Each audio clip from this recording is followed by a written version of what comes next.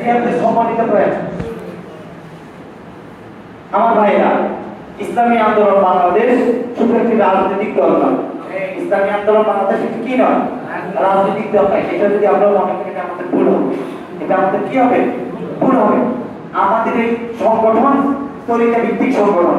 কি ভিত্তিক বলেন? তরিকা ভিত্তিক সংগঠন। আমাদের যিনি আমির, উনি কি শুধু ইসলামী আন্দোলন আমির নাকি?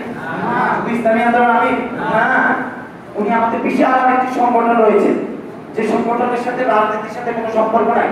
বাংলাদেশ মুজাহিদ কমিটি, ওটারও আমির, ঠিক না?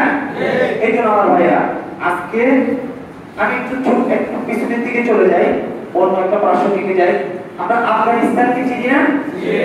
আফগানিস্তানে যারা এখন যারা ক্ষমতায় আছেন, এখন যারা আফগানিস্তান পরিচালনা করতেছেন, তাদেরকে কি বলা হয়? তাদেরকে কি বলা হয়? তালেবান বলা হয়। আমার অনুরোধ থাকবে, যারা পারে এপর্যন্ত যদি এখনো পাওয়া যায় না, তবে বুঝতে থাকবে আফগানিস্তানে আমি আল্লাহকে দেখেছি। কি বললাম বলেন তো? আফগানিস্তানে আমি আল্লাহকে দেখেছি, এরকম একটা বই আছে। এরকম একটা বই কি আছে? এটা পাওয়া যায় না, খুব কম। এটা সচরাচর পাওয়া যায় না। যেভাবে হোক, যদি ঢাকায় যাওয়া হয় অথবা কোনো বড় লাইব্রেরিতে যাওয়া হয়, এই বইটা খুঁজে দেখবেন।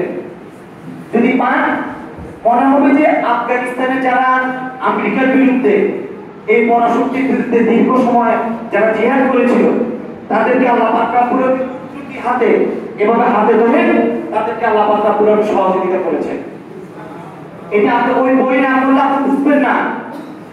আজকে যে তারা কোথাও কোনো